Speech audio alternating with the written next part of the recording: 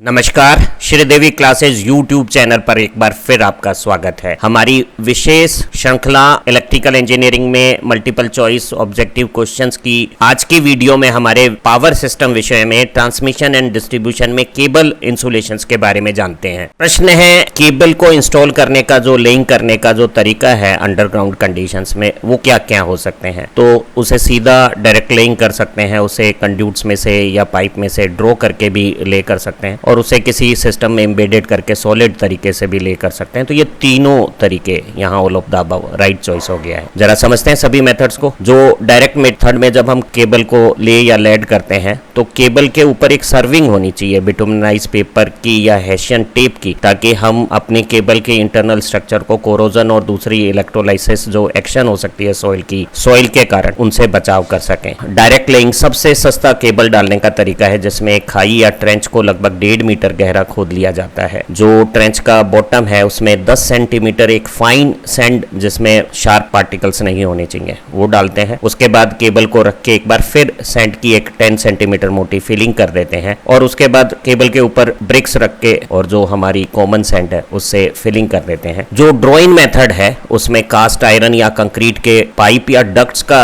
इस्तेमाल हम अंडरग्राउंड में करते हैं और साथ में उनमें मेन होल्स भी होते हैं रूट्स के अलोंग। अब केबल को हम इन पाइपों में मेन होल की मदद से ड्रॉ करके खींच के डाल देते हैं। जो मॉडर्न हमारी स्मार्ट सिटी की कंसेप्ट्स है उसमें सड़कों में इस तरह के पाइप और डक्ट्स बनाए हुए होते हैं, मेन होल्स होते हैं, और जिस तरह से सीवरेज लाइन का सिस्टम है उसी तरह से केबल लाइंस का भी सिस्टम्स है। ध्यान रहे, जब हम पावर केबल्स डालते हैं तो पावर और कम्युनिकेशन केबल एक ही डक्ट में होती है, तो उनमें सेपरेशन रखना जरूरी है। एक सॉलिड सिस्टम की लेइंग में केबल के चारों तरफ हम बिटुमिनस एस्फोल्टिक कंपाउंड है उसकी कवरिंग कर देते हैं ताकि वो हमारी केबल को मैकेनिकली प्रोटेक्ट करे। इस तरह की जो सॉलिड सिस्टम केबल वर्किंग है वो बहुत महंगी है और बहुत स्किल्ड वर्कमैनशिप की जरूरत है, इसलिए इसका ज्यादा इस्तेमाल नहीं होता है। हम LT 415 वोल्ट तक की लाइनों में वल्केनाइज्ड इंडियन रबर VIR या बहुत पॉपुलरली PVC का इंसुलेशन ज्यादा इस्तेमाल करते हैं। लेकिन प्रश्न है कि हाई वोल्टेज की जो हमारी केबल है 11 या 33 kV की, उनके लिए हम कैसा इंसुलेशन इस्तेमाल करते हैं। तो दो इंसुलेशन ज्यादा प्रचलित है, क्रॉस लिंक्ड पॉलीएथिलीन इंसुलेशन का भी हम इस्तेमाल करते हैं और हम पेपर को किसी इंसुलेटिंग कंपाउंड के साथ इम्प्रिग्नेट करके भी इस्तेमाल करते हैं। तो यहाँ जो हमारा चॉइस D है, पेपर और XP ही, वो कॉमन चॉइस हो गई है 11 kV या 33 की केबल्स की इंसुलेशन के तौर पे।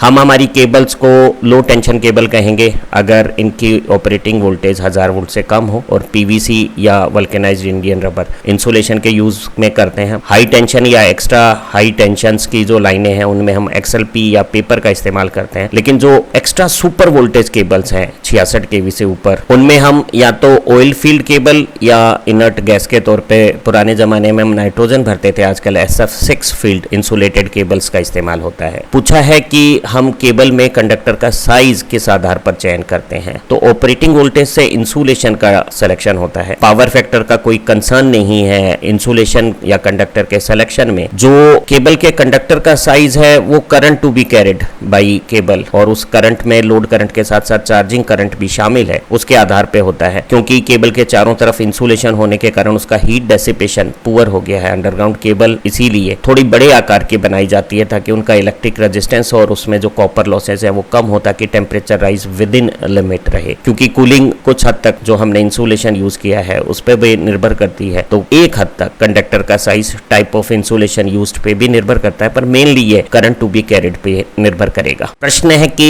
एक केबल में हीट जनरेशन के सोर्सेस क्या क्या है। तो जो हमारा कंडक्टर है उसमें करंट से रेजिस्टेंस में जो हीटिंग होती है I2R कॉपर लॉस, वो सबसे बड़ा हीटिंग का कारण है और इस करंट में केबल का चार्जिंग करंट भी शामिल है। तो कई बार नो लोड पे भी चार्जिंग करंट के कारण हमारे कंडक्टर्स में इस तरह के I2R कॉपर लॉसेज होते हैं। हम केबल में दो कंडक्टर के बीच में और कंडक्टर और शीथ के बीच में इंसुलेशन इस्तेमाल करते हैं। उस इंसुलेशन में स्ट्रॉन्ग इलेक्ट्रिक फील्ड के कारण पोलराइजेशंस में अल्टरनेटिंग फ्रीक्वेंसीज के साथ डाइपोल ऑसिलेट करते हैं और इस तरह से केबल इंसुलेशन में डाइलेक्ट्रिक लॉसेज करते हैं। ये भी ठीक अमाउंट के हो सकते हैं। हम एक अच्छा इंसुलेटिंग मटेरियल यूज करते हैं जिसकी डाइलेक्ट्रिक स्ट्रेंथ तो अच्छी हो, जो ज्यादा वोल्टेज तो विथस्टैंड कर सके लेकिन उसमें डाइलेक्ट्रिक कांस्टेंट ज्यादा नहीं हो, डाइलेक्ट्रिक लॉसेस ज्यादा ना हो। तो पेपर या XLPE इसी तरह के इंसुलेशन है जो हम इस्तेमाल करते हैं। हमारी मेटेलिक सीथ और आर्मरिंग में करंट कैरिंग कंडक्टर अपना मैग्नेटिक इफेक्ट बनाते हैं और अगर उसमें बैलेंस नहीं है तो जो इम्बैलेंस करंट का फ्लक्स है वो सीथ और आर्मरिंग में एडी करंट से भी कुछ लॉसेस पैदा कर सकता है, हालांकि ये इनसिग्निफिकेंट या स्मॉल अमाउंट का है। तो जो सबसे बड़ा लॉस है वो कंडक्टर में I2R कॉपर लॉस है, कुछ डाइलेक्ट्रिक लॉसेस भी होते हैं, खासतौर से अगर केबल हाई वोल्टेजेस की है। तो ये सारे कारणों से हमारी केबल में हीटिंग होती है। हम 66 kV या हायर वोल्टेज पे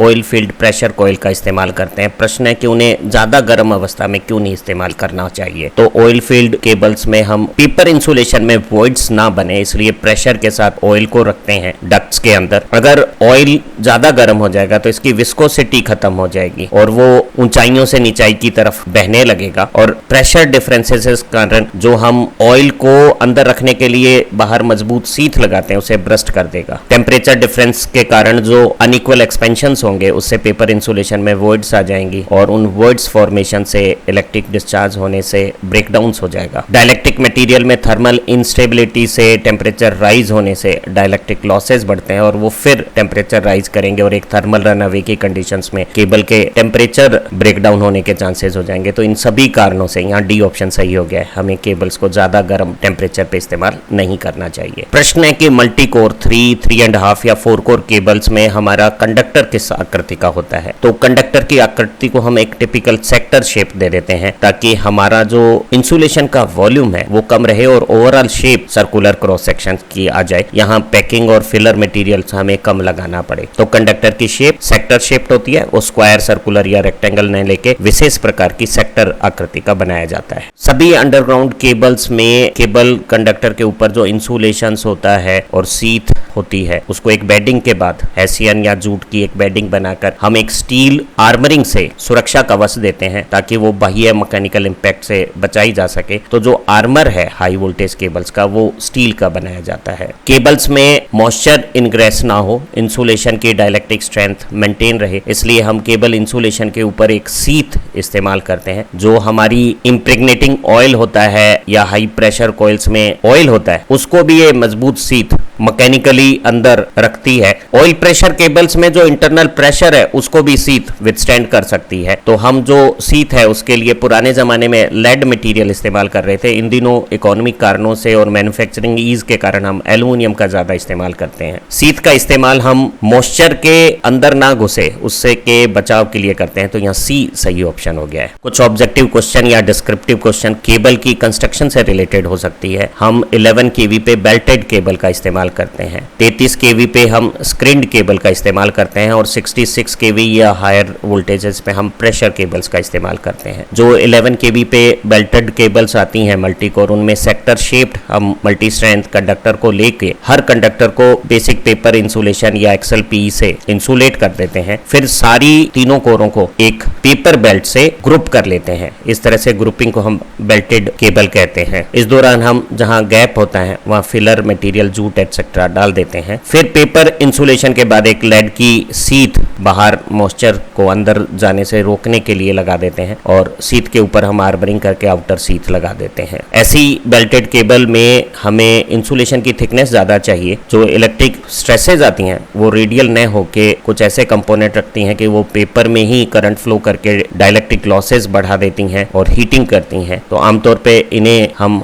ज्यादा वोल्टेजेस पे इस्तेमाल नहीं करते। जो 11 kV से ऊपर की वोल्टेज है 33 kV, इस पे हम स्क्रीन्ड केबल इस्तेमाल करते हैं और दो तरह की स्क्रीन्ड केबल का इस्तेमाल है। एक कहलाती है H टाइप या होल्स्टर टाइप और एक कहलाती है SL टाइप। जरा जानते हैं दोनों केबल के बारे में। H टाइप स्क्रीन केबल में हर कंडक्टर को हम चारों तरफ से इम्प्रेग्नेटेड पेपर इंसुलेशन से कवर कर लेते हैं। फिर हर इंसुलेटेड कोर के ऊपर हम एक मेटेलिक स्क्रीन लगाते हैं जो आमतौर पे एक एल्युमिनियम की फॉइल होती है। सारी मेटेलिक स्क्रीन्स एक दूसरे को टच करती है और इनके ऊपर हम एक कॉपर वुवन फैब्रिक टेप से रैपिंग करके इन्हें आपस में बांध देते हैं ताकि इनका जो इलेक्ट्रिक कांटेक्ट है वो ज्यादा सॉलिड इंटैक्ट हो जाए। फिर उसके ऊपर हम एक लेड की सीथ लगा देते हैं ताकि बाहर का मॉइस्चर सीथ से रोका जा सके। लेड के बजाय हम एल्युमिनियम की सीथ भी इस्तेमाल कर सकते हैं। सीथ को आर्मरिंग के इम्पैक्ट से बचाने के लिए यहाँ हेसियन या जूट की बेडिंग बेडिंग लगाकर ऊपर स्टील की आर्मरिंग कर देंगे और फिर आउटर सीथ लगा देंगे। ऐसी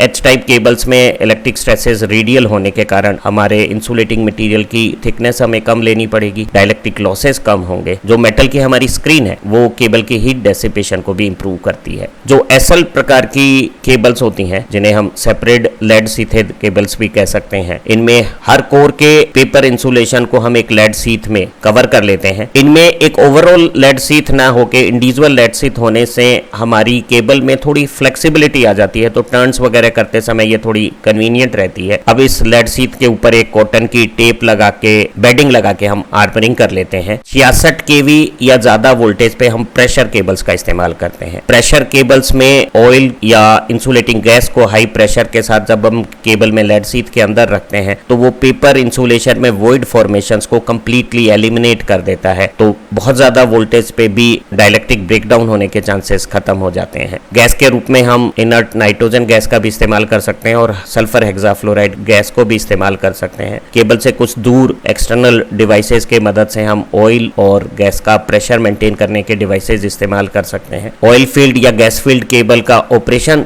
थोड़ा जटिल और महंगा है, लेकिन सारी हाई वोल्टेज की केबल्स 400 केवी तक इसी प्रकार की होती है। ये वीडियो आपको केबल इंसुलेशन के बारे में सभी बातें बता रही है। हमारी इसी श्रृंखला की दूसरी वीडियो की मदद से आपकी विषय समझ मजबूत होगी, आप परीक्षाओं में कामयाब रहें, अच्छे अंकों के साथ सफलता पाएं। Have nice time. Thank you very much.